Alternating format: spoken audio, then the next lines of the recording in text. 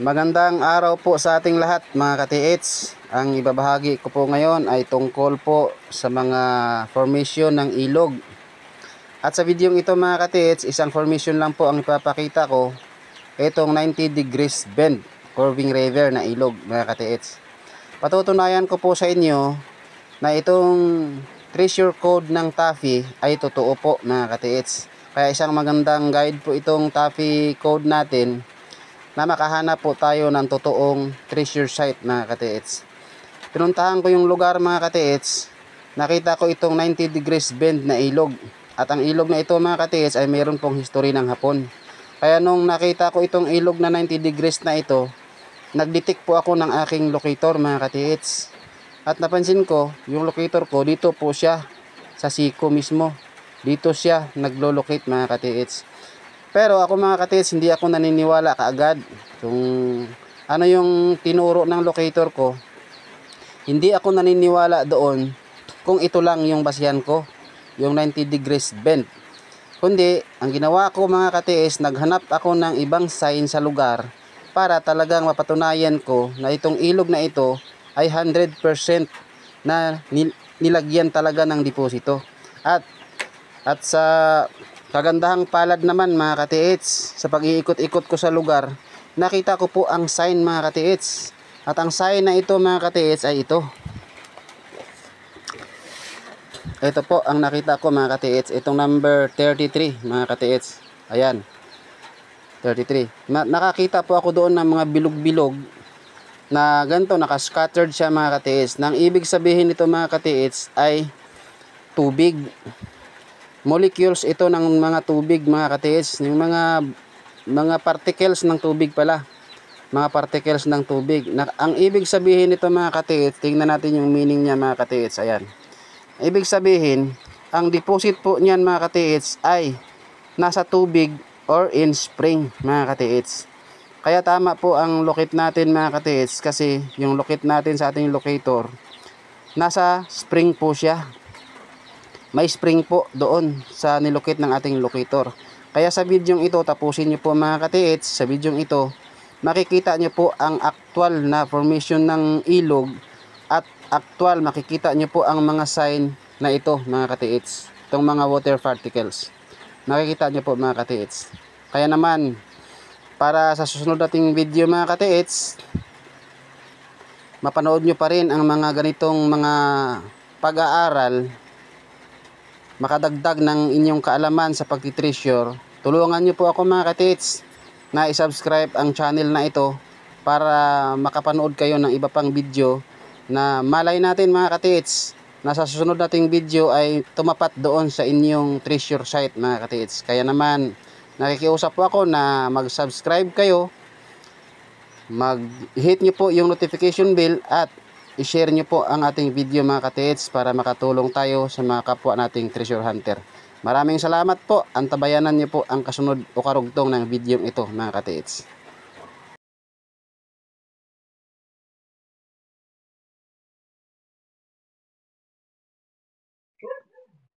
Yan po mga ka-TH, alamin natin kung saan siya pupunta. Yan. Papansinin nyo mga ka-TH, papunta po siya doon. Diyan po sa puno na yan mga ka-TH. Papunta po yung direksyon niya dyan. Yan. Lipat tayo dito sa kabila. Okay. Yan. Pupunta pa rin siya dyan sa puno mga ka-TH. Yan talaga yung direksyon niya mga ka-TH. Yan. Subukan natin yung gitna mga ka-TH. Uy, ikot siya.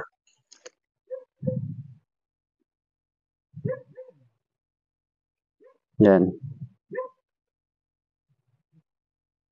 Dito siya umiikot mga ka-TH. Papansinin nyo mga ka-TH, dalawa.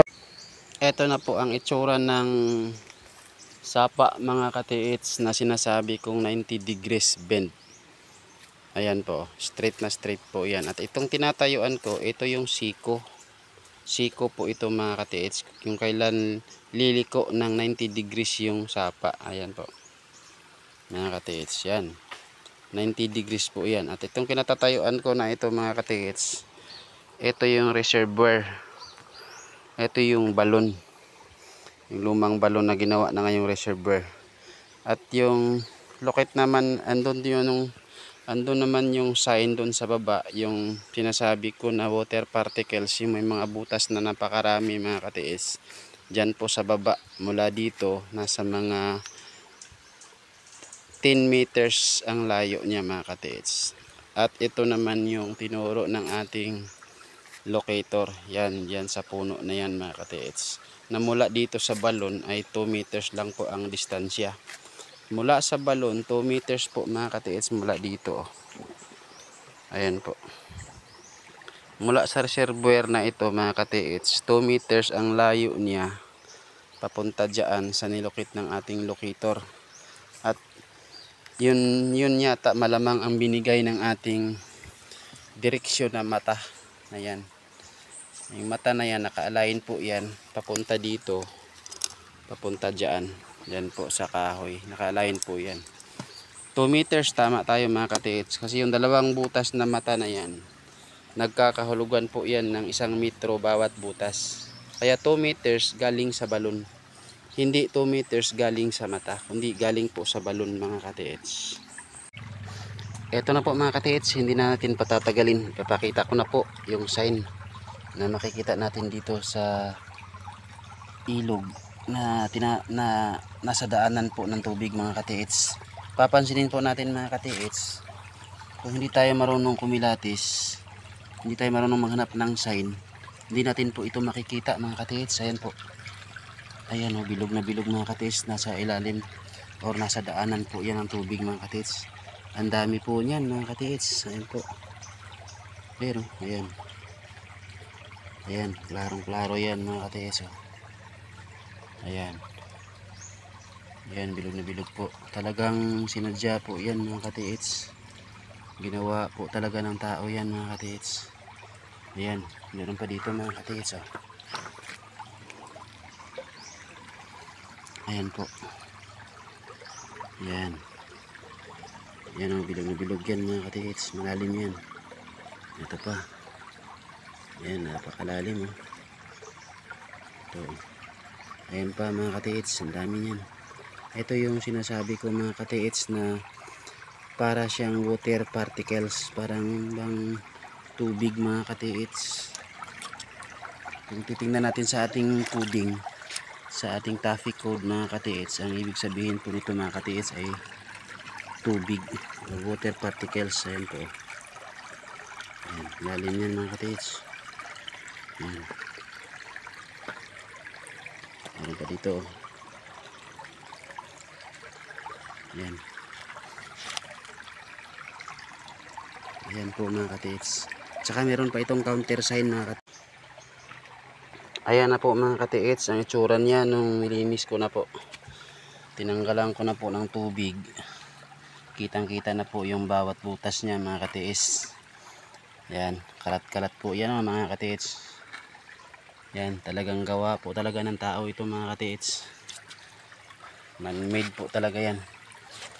Ayan po. Ito napakalalim po mga katiits. Ayan. Ayan. Ayan o.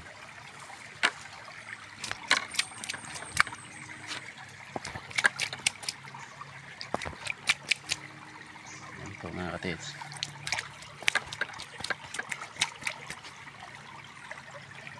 Ayan. Napakalalim.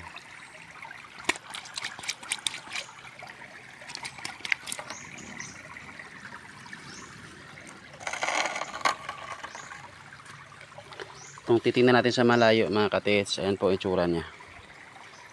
Ayan.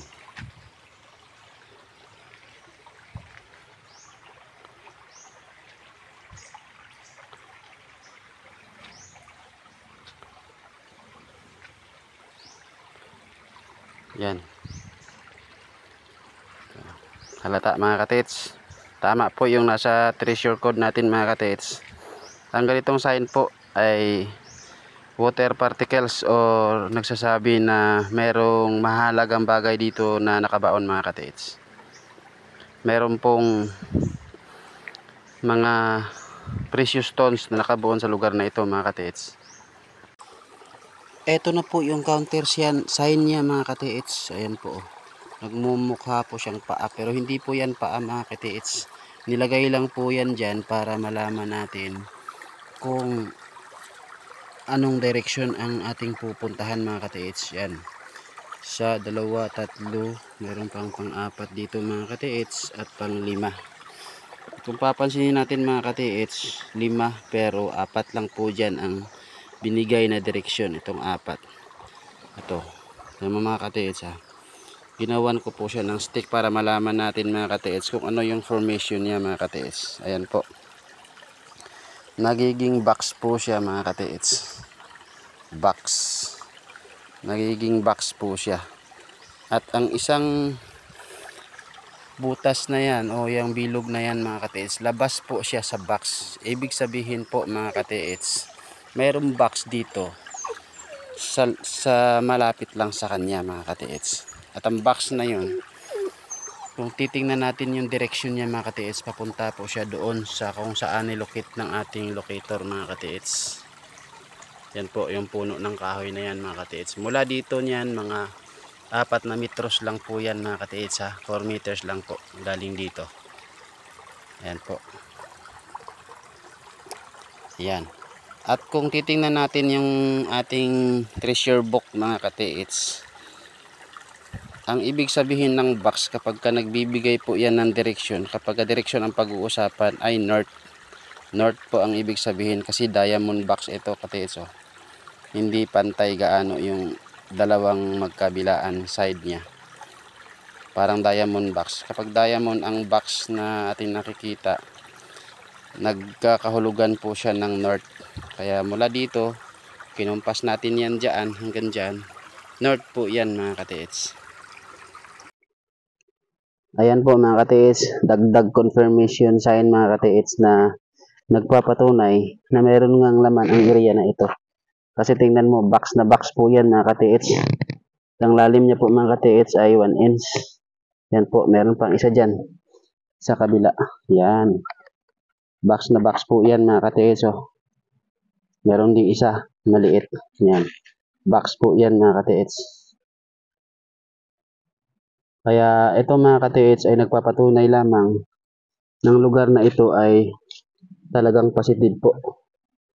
Box na box po yan, maliliit lang yan mga katiits. At saka ang lalim niya is 1 inch po ang lalim katiits. Oh.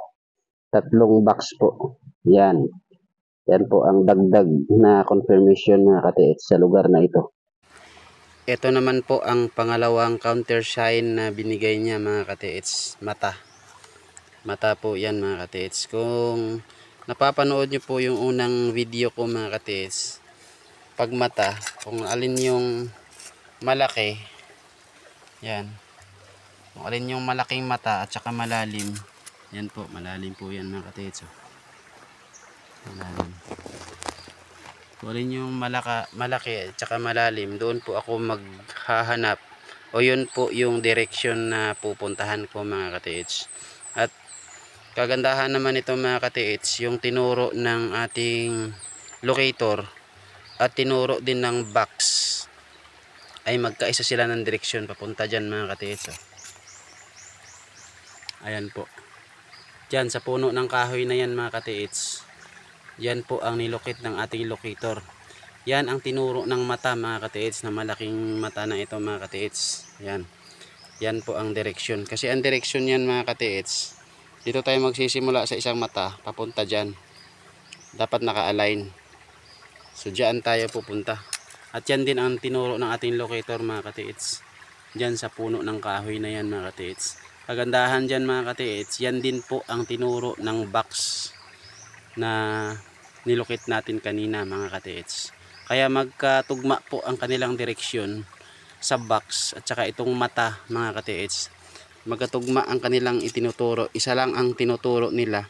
At ganun din mga katiits, kung ano yung nakalagay doon sa ating treasure book na sa mismong siko talaga, sa mismong siko talaga ng 90 degrees na ilog, matatagpuan ang object.